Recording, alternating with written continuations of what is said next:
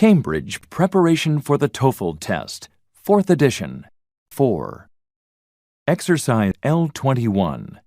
Identifying attitudes. 1. Aren't you a little old to be reading comic books? Hey, this isn't just any comic book. It's a Walt Disney classic. Classic or not, this is a university. I'll have you know that this is required reading for my American Popular Culture course. What? I can't believe it. Here I am reading stacks of major works by important authors, Dickens and Tolstoy, for my survey of 19th century literature course. And you're reading comic books? Well, this isn't the only required reading material in the course. We have to read a lot about the events that influenced the comic book writers and study contemporary art movements and how women and minorities are depicted in comics and other pop art. This course isn't as easy as you think.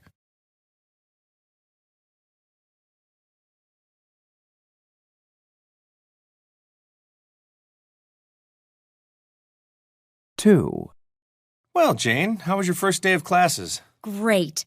I signed up for an American history course. It's about the Revolutionary War period with Professor Lewis. He's fantastic. History. Sounds boring to me. I never did like history. How can you find history boring when...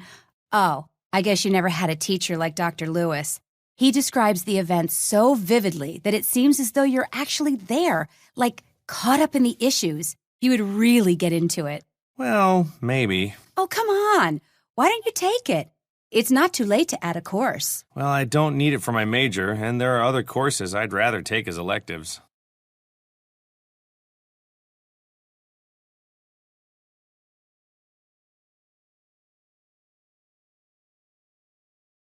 Three. Dr. Reed, are you busy? Hi, Donna. So you've come back to visit your old university, have you? Yeah, our midterm break starts a few days earlier than here, so I'm home to see my folks. And how are they? Oh, just fine. Good, good. And how do you like your program?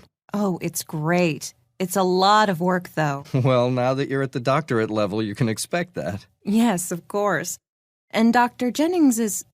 Do you know Dr. Jennings? Of him, yes, not personally. Uh-huh. Well, he's arranging for a field study group to work in Easter Island over the semester break. I've signed up to go. Fantastic. That'll be a great experience. I'd like to hear more about it, but I have a class in a few minutes. It's good to see you, Donna. Maybe you could pop into my office tomorrow afternoon, say about 2:30? Sure.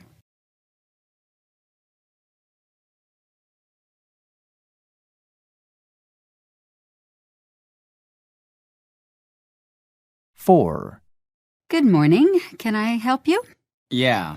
Who do I see about a complaint? Well, that would be me. What seems to be the problem? Well, we've just moved into student family housing, and the apartment is awful, just awful. That's odd.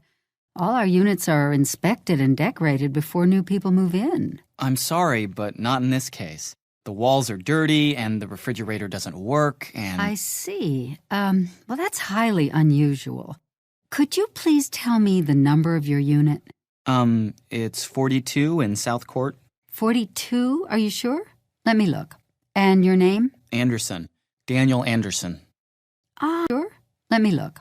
And your name? Anderson. Daniel Anderson. I see. Here's the problem.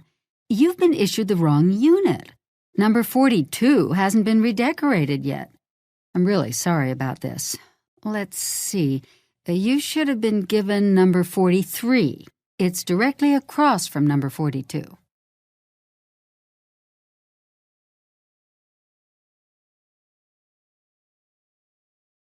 Exercise L22.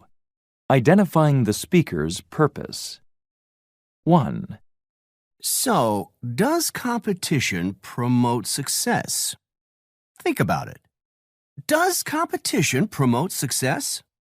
Well, doesn't that what you consider how you define success? So, if you define success as beating your rival, then yes. But if you define success as finding satisfaction in relationships, Possibly, very possibly, competition is detrimental to success. Why does the professor say this? Think about it.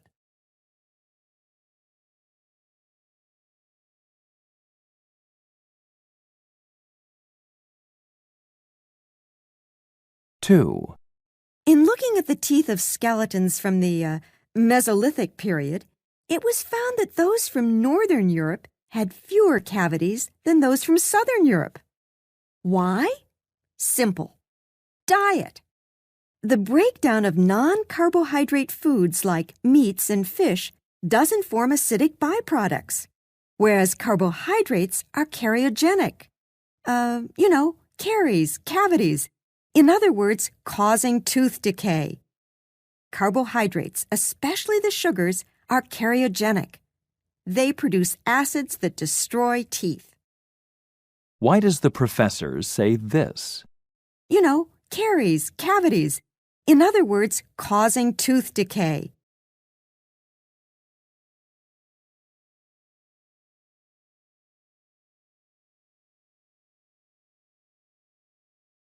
Three. Think about how you prepare for your courses. You read the textbook, take notes during your lectures, you try to learn the concepts. Then you take a test, one that supposedly shows that you've gained that knowledge. But if you get the answer wrong, does that mean you're wrong? Well, yes.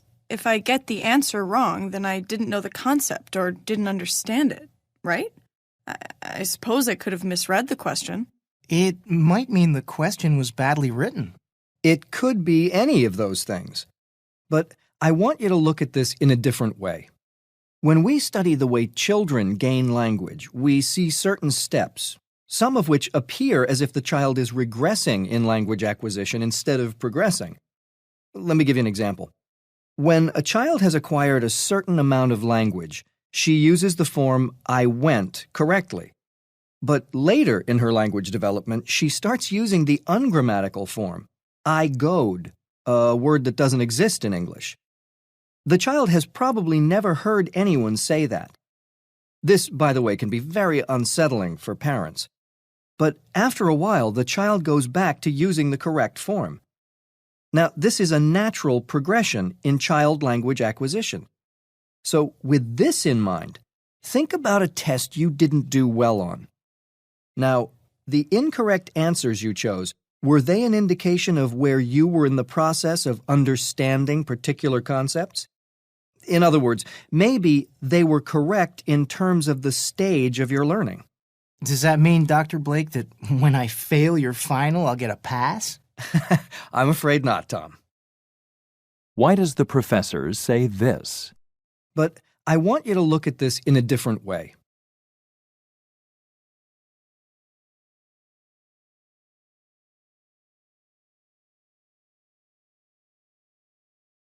Four.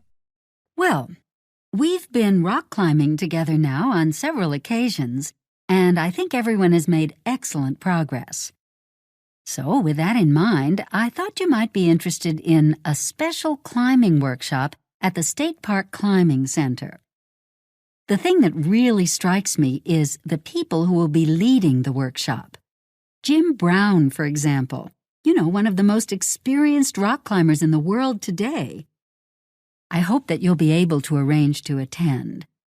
I'm sure that participants in the course will gain a great deal of confidence and refine their techniques. So, here are the details. The group's size will be limited, so everyone will be given lots of personal attention. The cost for the weekend, including accommodations and food, is $300. There will also be an extra, but small charge for equipment for those participants who don't have their own gear. And, a $30 non-refundable deposit is required by the end of next week, with the balance should be paid by July 20th. I do urge everyone here to take advantage of this wonderful opportunity. So, if you can register, I'll be handing out application forms after our climb this morning. Return the form and the deposit to my office as soon as possible. Why does the professor say this? The thing that really strikes me is the people who will be leading the workshop.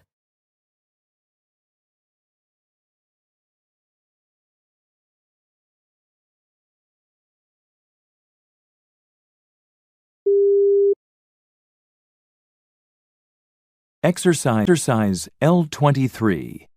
Identifying the speaker's meaning. 1. Sue, you know you missed the deadline, don't you? Yes, I know, but could I get my report in by early next week? Well, I'm not so concerned about deadlines as such. We all have setbacks from time to time. Oh, thank you, sir. I'm more concerned about your getting behind in general. I've seen students get so far behind that they can't catch up. If you can't keep up in this course, you're really wasting my time and your time and money. If that's the case, Sue, you should drop now while you can, before it's too late to drop without penalties. Listen again to part of the conversation. Then answer the question. If you can't keep up in this course, you're really wasting my time and your time and money. If that's the case, Sue, you should drop now while you can, before it's too late to drop without penalties. What does the professor mean when he says this? If that's the case, Sue, you should drop now while you can, before it's too late to drop without penalties.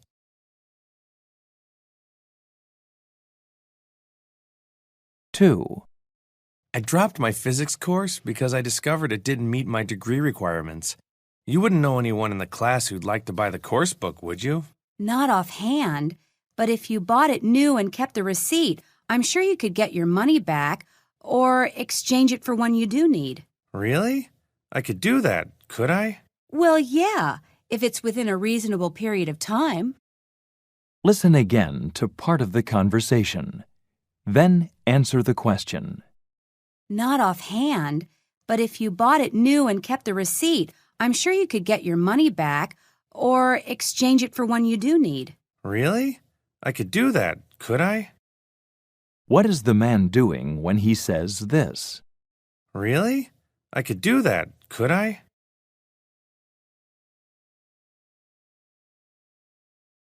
Three. Okay, now that I have all your decisions, your individual and group decisions written on the board, I want to show you this transparency of the, each choice has a risk factor. So here are the statistics showing how risky, how much of a gamble each of the alternatives is.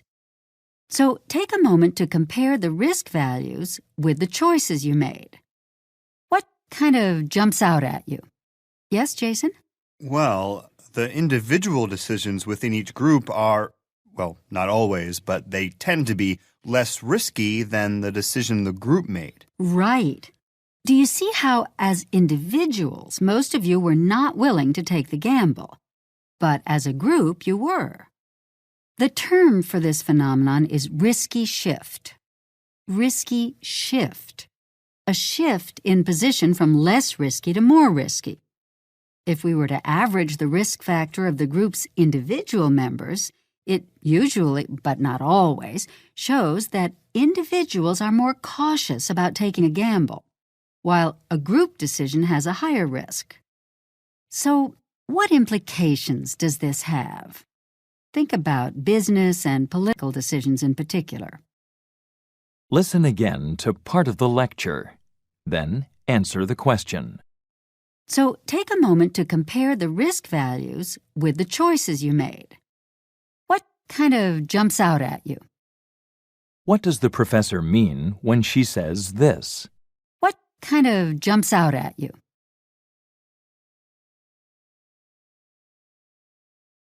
Four. The Declaration of Independence makes the pursuit of happiness a political goal. Life, liberty, and the pursuit of happiness. It's probably true that a country that doesn't have some degree of happiness among its people is going to end up with some sort of strife. But what about the pursuit of happiness? What are the implications of such a goal? Well, I think it's important that people are free to pursue happiness. I mean, if we're free to do that, to follow a dream, our interests will lead to development, progress in scientific pursuits, and things like that. Oh, now hold on a minute. Anyone can see what a selfish society we've become in our pursuit of happiness. I think that's clear. Just look at all the materialism here. Listen again to part of the lecture. Then answer the question. Well, I think it's important that people are free to pursue happiness. I mean, if we're free to do that, to follow a dream, our interests will lead to development, progress in scientific pursuits, and things like that. Oh, now hold on a minute. Anyone can see what a selfish society we've become in our pursuit of happiness. I think that's clear. Just look at all the materialism here. What can be inferred about the students?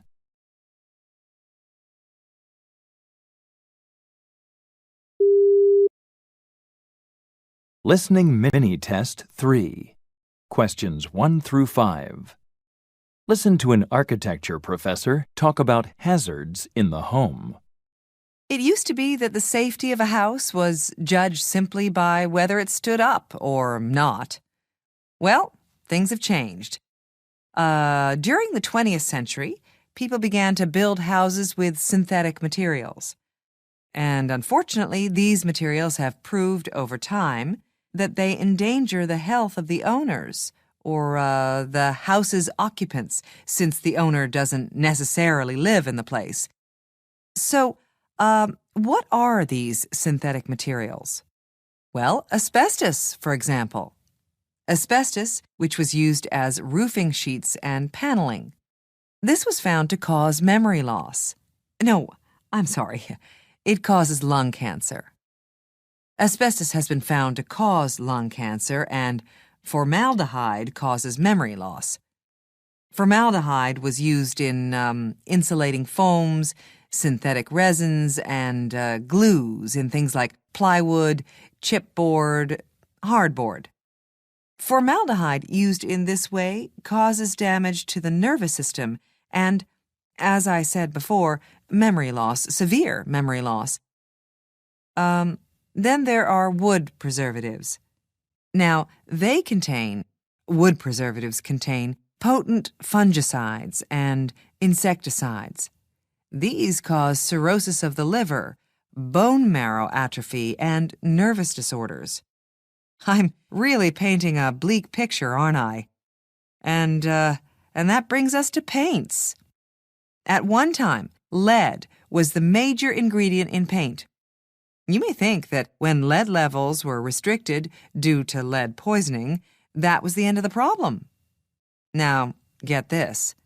Paint technologists came up with even more poisonous metals, such as cadmium, to add to paints. Okay. The dangers of synthetic material are most apparent when a fire breaks out. Experts say that today, more people are killed by toxic fumes in house fires than by the fire itself. We may have used a lot of synthetic materials in house building, but in fact, for every synthetic material used in a home, there's a biological or natural counterpart. Okay, well, we can't very well go and tear down our houses and start from scratch. However, there are ways to recognize and safely remove some synthetic material and replace it with natural alternatives. 1. Listen again to part of the lecture. Then answer the question. Well, asbestos, for example. Asbestos, which was used as roofing sheets and paneling. This was found to cause memory loss. No, I'm sorry. It causes lung cancer. Why does the professor say this? No, I'm sorry. It causes lung cancer.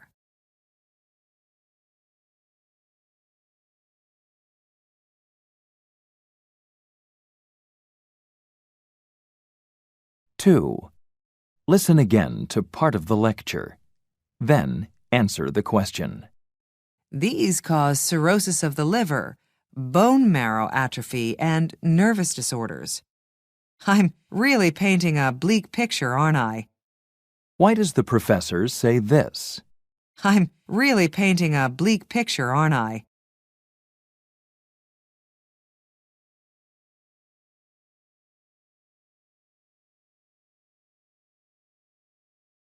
Three. Why does the speaker mention fires?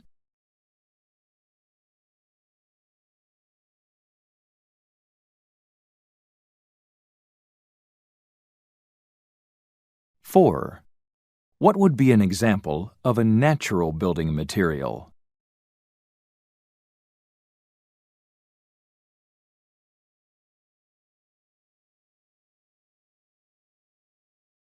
Five. What might the listeners do as a result of this lecture?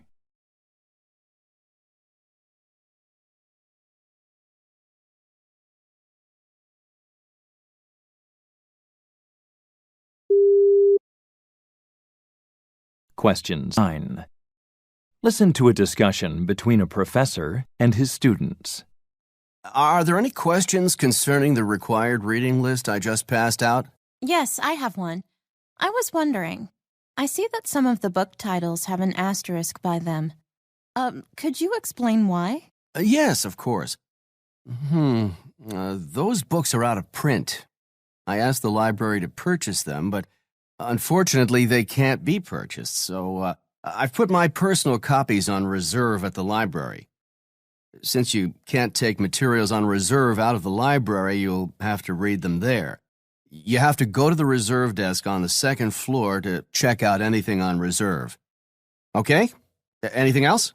Yeah, I was wondering about the list of articles on the second page. I don't really understand the numbers. Those are articles on microfiche.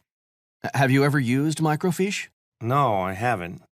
Could you see me after class and I'll explain it? Dr. Burns, I don't know for sure, but I think that there are a lot of us that don't know about microfiche. Yeah, that's right. Oh, okay. Then I guess I'd better explain. You see, microfiche materials are at the reserve desk as well. You give that number to the librarian at the reserve desk, and the person on duty will give you a small folder containing the articles on microfiche. Then you go to the microfiche room. It's directly across from the reserve desk.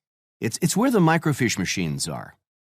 There are instructions beside each machine explaining how to insert the microfiche. It's really very easy. All right. Thank you. Okay, well, that's all for today. Please be prepared to discuss the first reading in our next class. 6.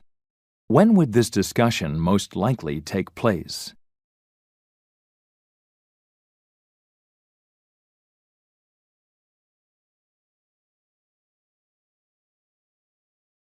Seven. What would most likely be found at a library reserve desk?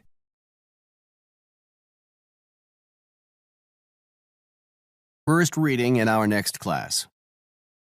6. When would this discussion most likely take place?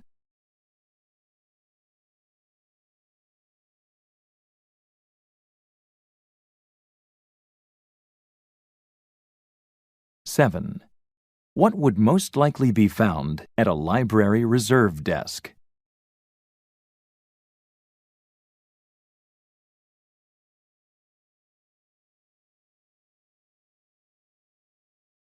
Eight. What can be inferred about the article? Questions 10 through 14. Listen to a talk given by a guest inventor. It's been said that necessity is the mother of invention. And this may be true in some cases, but most things that people need already exist. We inventors tend to be a group of dissatisfied people. We see the drawbacks of products that are already in existence. I think most people do. Think of something that annoys you, your partner leaving the cap off the toothpaste, for instance. Now, the difference between most people and an inventor is that while most people grumble, an inventor starts to visualize solutions. We really get swept away with this enthusiasm, this passion for remedying the problem. We aren't grumpy, unhappy people. Let me say this. We may be dissatisfied, but we also tend to be very optimistic problem solvers. One has to be optimistic, extremely optimistic, to persist through the inevitable failures. Why? Because we fail a lot. But inventors thrive on failures. Where most people get discouraged and give up, inventors use failures as stepping stones to new approaches and then to eventual success. I shouldn't say success, because once the invention is completed, we often see another fault. Sometimes, in fact, an invention brings about a change that requires another invention. A case in point is the aspirin bottle. Small children manage to get into aspirin bottles with, unfortunately, sometimes fatal results. So the child-proof bottle cap was invented. However, arthritis sufferers couldn't open the child-proof bottle to get their medicine. In response to this problem, the two-way cap was invented. So now, users can choose the most convenient way to close the bottle. Problem solved? No, because a small child and an arthritis sufferer could share the same household. What are we going to do about it? Let's toss some ideas around to get your inventor brains operating. 10. Why does the lecturer say this? It's been said that necessity is the mother of invention, and this may be true in some cases, but most things that people need already exist.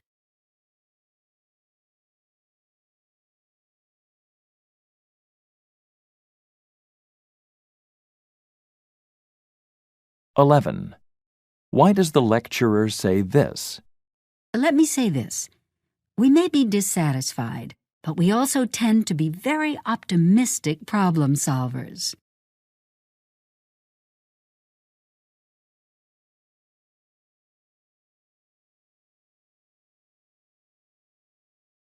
(12) Why does the speaker mention aspirin bottles?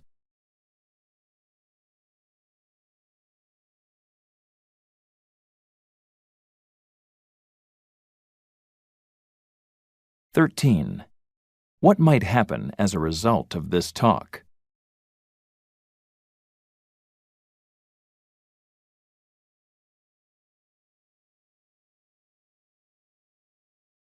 (14) How does the speaker close the talk?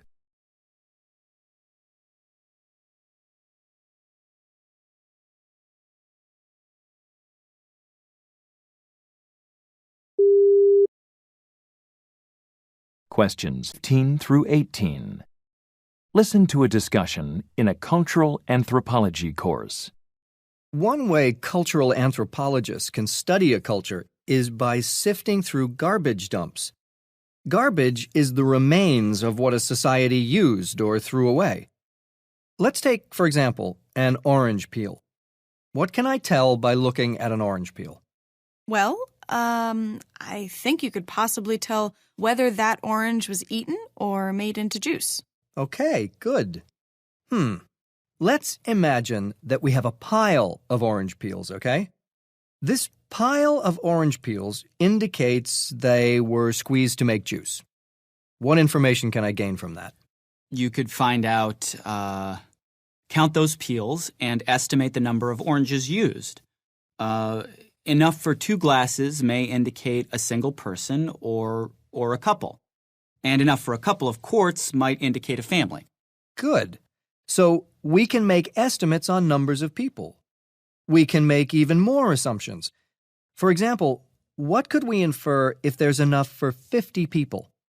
What would a seasonal change in the number of peels indicate? As you can see, an analysis of what's discarded can help us map out patterns and give us insights into human behavior. Unfortunately, or fortunately, depending on one's point of view, much of what's thrown away is organic. So when we're sifting through, say, the garbage dump of a Paleolithic village, the remains are limited.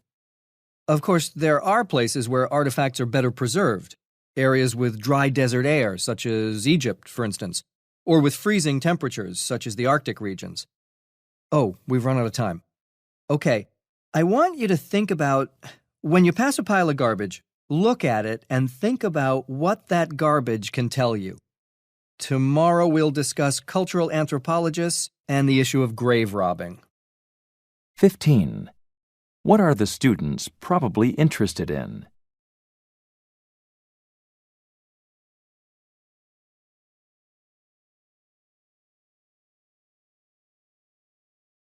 "16. Why does the professor mention orange peels?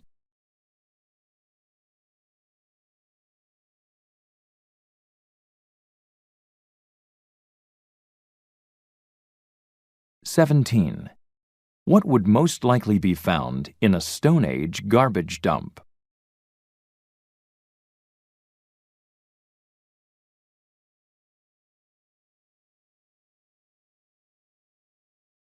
18. Why does the professor regret that most garbage is organic?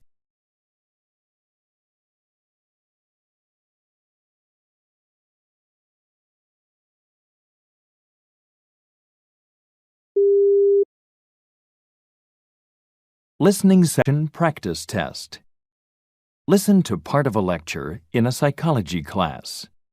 So today we're going to continue our discussion of various mental disorders. Specifically, I'm going to focus on various anxiety disorders. Now, of course, everyone feels anxious or uneasy now and again. You may feel anxious on your first day of a new job, or when you have to meet someone important, for example. Some people feel anxious when they visit the dentist. Some typical symptoms include a pounding heart, sweaty palms, or a dry mouth. But now, suppose that the anxiety is serious enough to keep you from enjoying life. Maybe it interferes with your work or controls much of your daily routine. Or maybe you experience occasional instances of anxiety that are terrifying enough that you become immobilized with fear. Maybe you will take extreme measures to get away from the object or situation causing the fear. Now, these anxieties can be put into 3 main groups according to what causes the reaction. The first are what we call specific phobias. These are the most common phobias, and their focus is specific objects. In fact, the thing feared is often relatively safe, and also the sufferer usually realizes that and knows that their fear is irrational. A very common specific phobia is fear of heights, for example. This fear is very common. No doubt some of you have felt this fear from time to time. Fear of spiders and insects is another common one.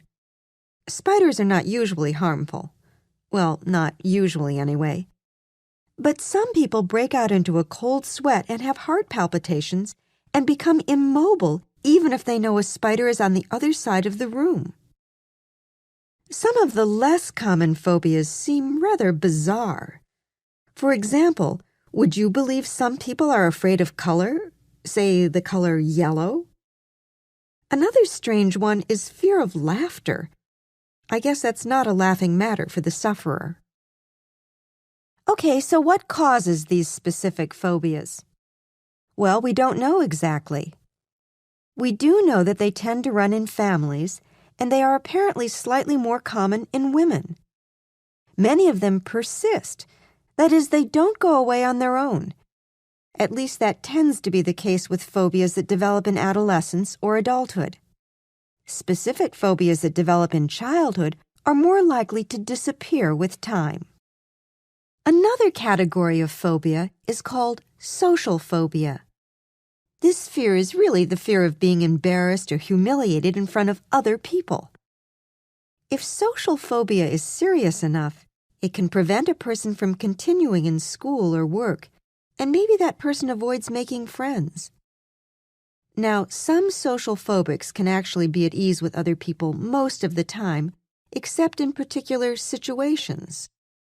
So, for example, a sufferer here may believe that small mistakes they make are more significant than they really are, or feel that everyone is looking at them. They could also be extremely fearful of, for example, using the phone in front of other people. Or it may be something really simple and seemingly irrational, such as drinking a cup of coffee, or even, say, buttoning a coat in front of others. A third category of phobia is known as agoraphobia. Do I need to put that on the board? No? Okay, fine. Okay, so this phobia causes people to suffer anxiety about being in places or situations from which they perceive it might be difficult to escape, or in which it seems help is not available. So, agoraphobia might include a fear of traveling alone, being alone in a crowd, or being unable to leave a place easily. People with this condition often develop the disorder after suffering from a panic attack.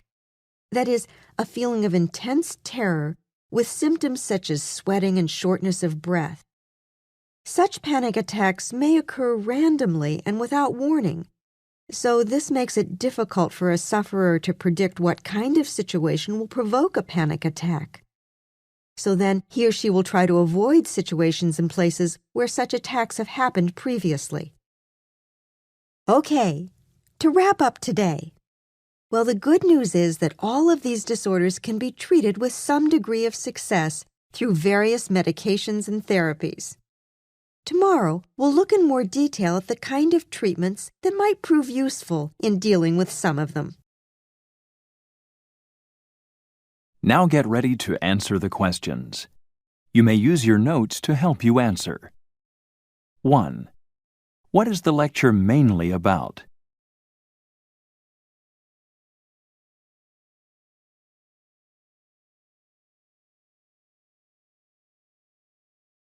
2. Why does the professor say that many people feel anxious when they visit a dentist?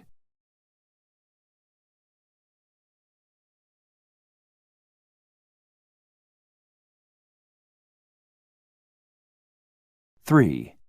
What does the professor say about specific phobias?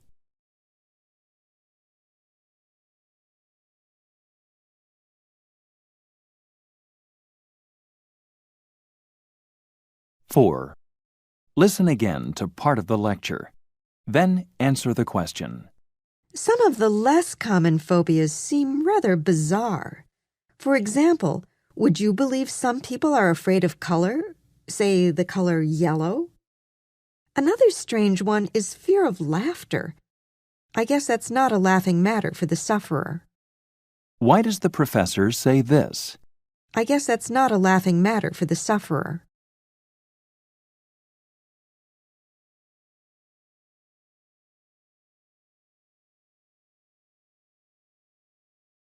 5. Social phobia might include which of the following fears?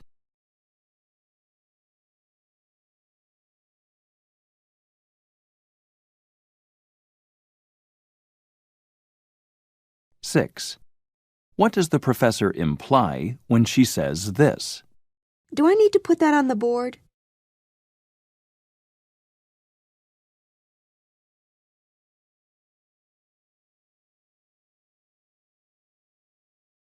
7. What does the professor imply about treatment of phobias?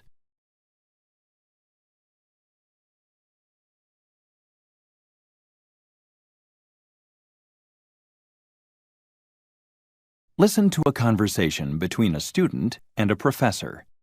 Hello, Dr. Grant. Do you have a minute? As a matter of fact, I do.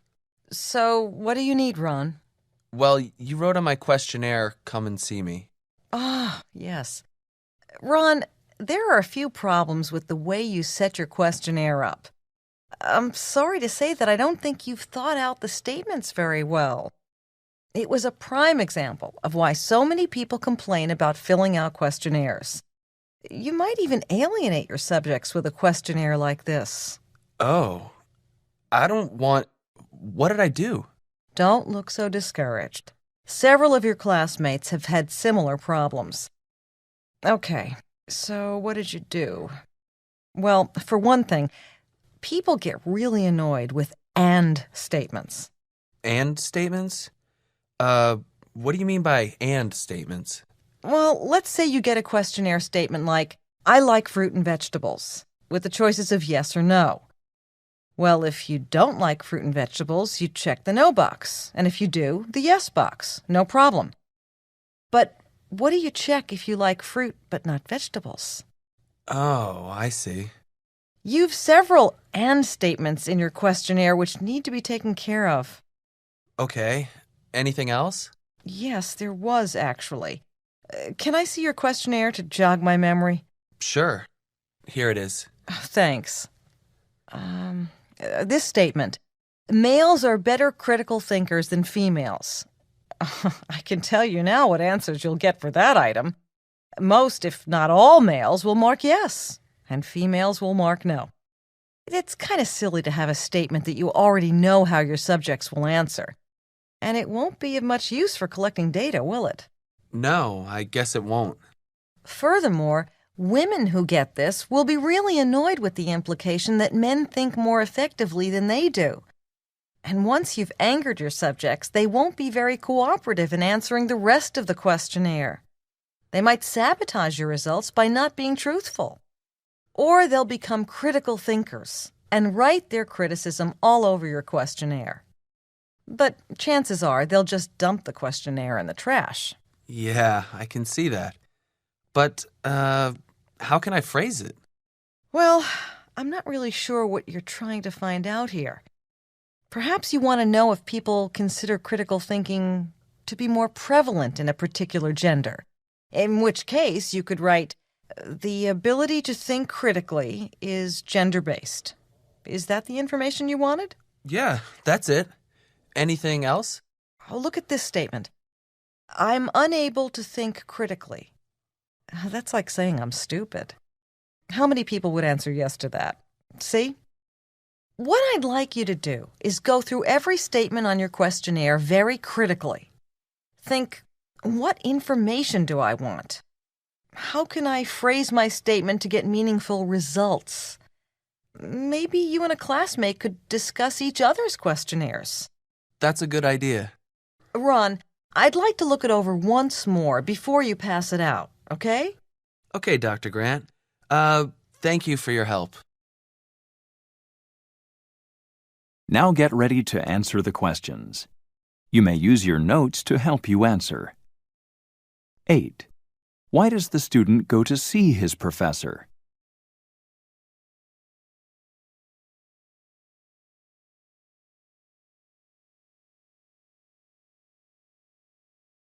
9.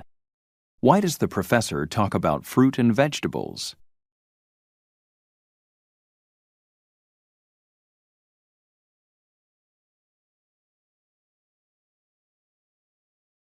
10. According to the professor, what should the student avoid in writing his questionnaire?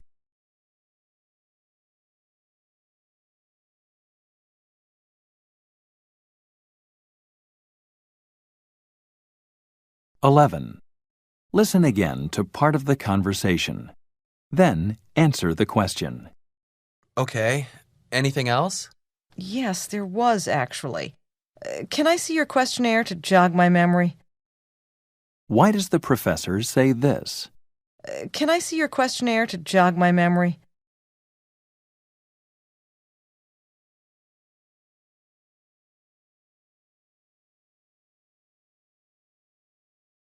"12.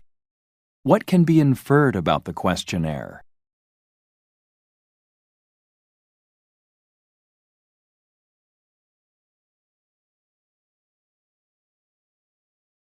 'Listen to discussion in a geology class. So, we've talked about the ecology of grasslands, areas of the world where rainfall is not enough to sustain thick forests, but enough to prevent desertification. That is, the spread of desert lands.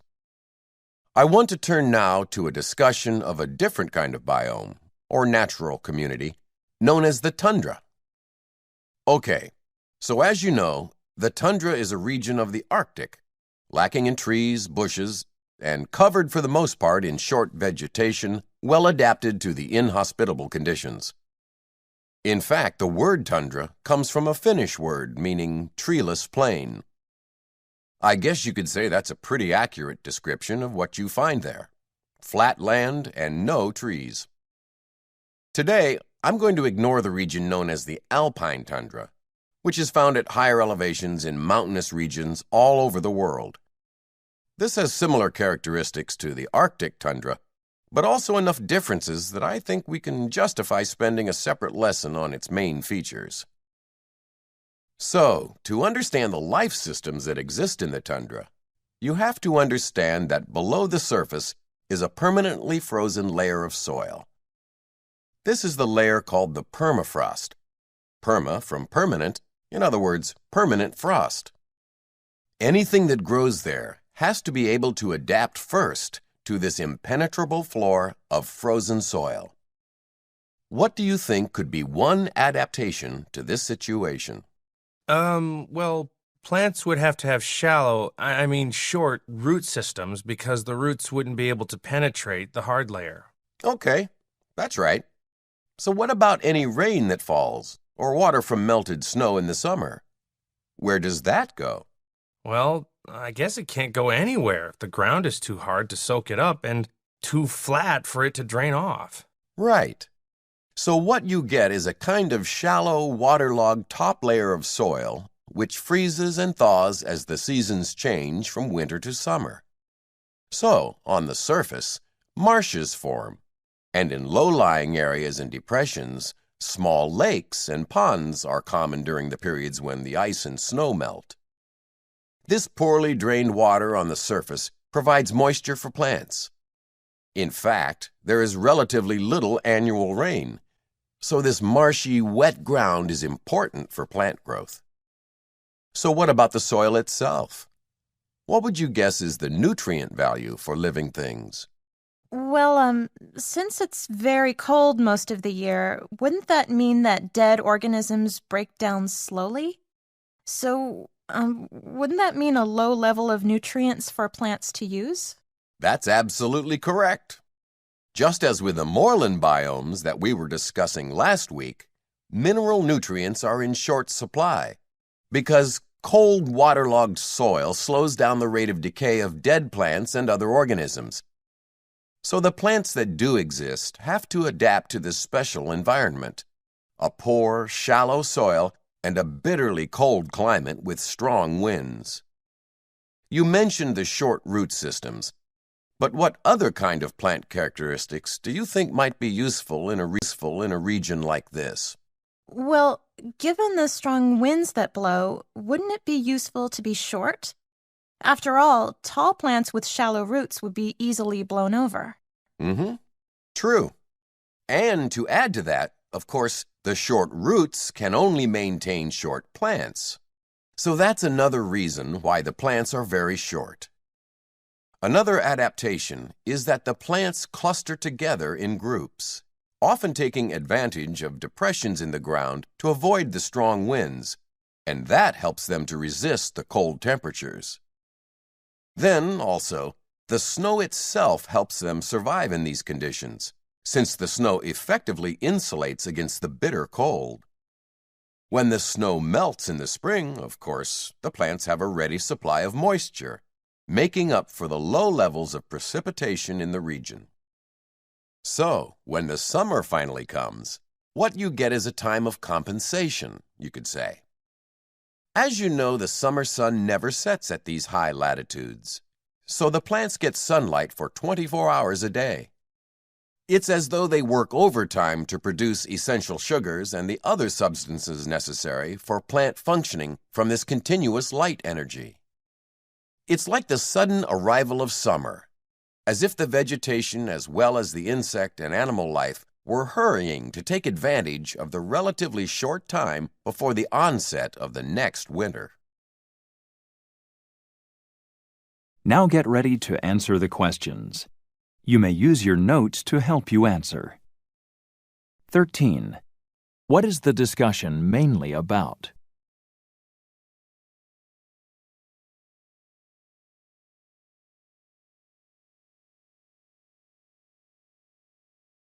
14.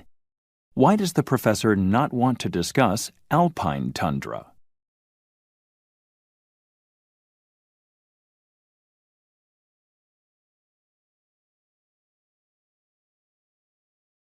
15. According to the professor, what features are typical of tundra regions?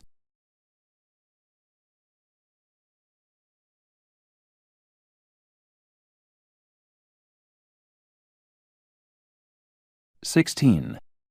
According to the professor, why do tundra plants often cluster together in depressions?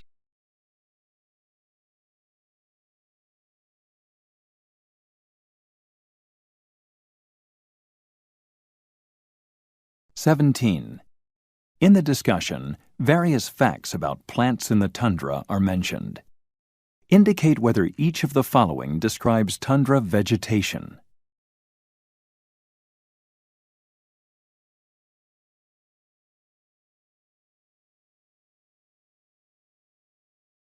'The program continues on the next CD.